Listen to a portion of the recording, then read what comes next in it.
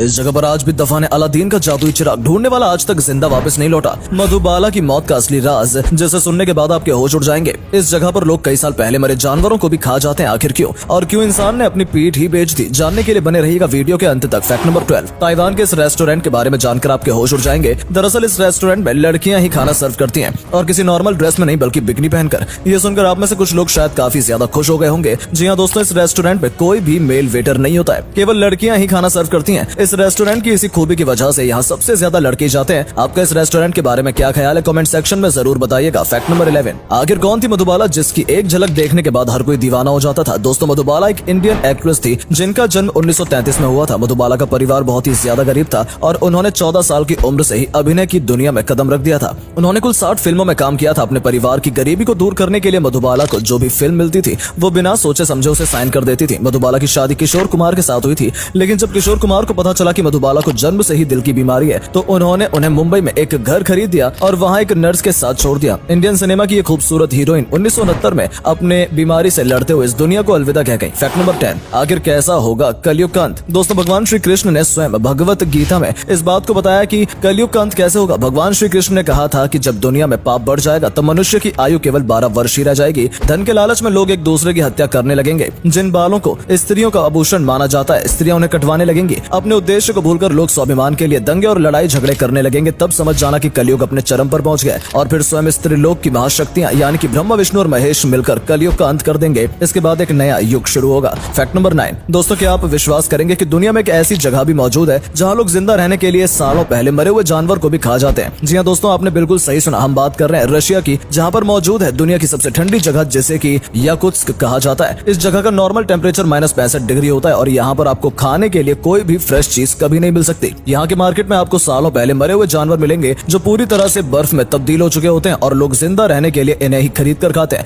Fact number 8, क्या आप जानते हैं कि रावण की उम्र कितनी थी? दोस्तों, पौराणिक कथाओं के अनुसार रावण ने 11,000 वर्षों तक अपने भाइयों के साथ मिलकर ब्रह्मा जी की तपस्या की थी। इसके अलावा रावण ने 72 चौकरी तक लंका प्रशासन किया था और एक चौकरी बराबर 400 साल होता है, यानी कि उसने 28,800 वर्षों तक लंका पर राज किया और इन सभी को मिला दिया जाए तो लगभग रावण की उम्र 40,000 मानव वर्ष के बराबर थी। रावण ने श्री राम प्रभु के पैदा होने के पहले कई हजारों वर्ष तक तीनों लोक में अपनी शक्ति के कोहराम मचा कर रखा था। फैक्ट नंबर 7, दोस्तों, आप सभी अलादीन की कहानी से तो वाकिफ होंगे ही, लेकिन अलादीन की मौत के बाद आखिर इसका जादुई चिराग कहाँ चला गया? अलादीन बगदाद का रहने वाला था जो कि बचपन से ही काफी ज्यादा समझदार था। जब उसे एक जादूगर ने चिराग लाने के लिए कुछ पैसे दिए तब अलादीन ने उस चिराग को ढूंढ लिया और उस चिराग की मदद से बगदाद का सबसे अमीर इंसान बन गया। अपनी मौत के समय अलादीन ने जिन से ये दुआ मांगी कि किसी ऐसी जगह पर जाकर दफन हो जाओ जहाँ तुम्हें कभी कोई ढूंढ न सके और जो भी तुम्हें ढूंढने आए उसकी वहीं पर मौत हो जाए। और ऐसा कहा जाता है कि अलादीन का जादुई चिराग चीन के तियानचिन माउंटेन में आज भी दफन है। फैक्ट नंबर 6, दोस्तों, महाराणा प्रताप ने मुगलों के छक्के छुड़ा रखे थे और उन्होंने कई बार अकबर को हराया था। महाराणा प्रताप की जीत में उनका सबसे ज्यादा साथ उनके घोड़े चेतक ने दिया था।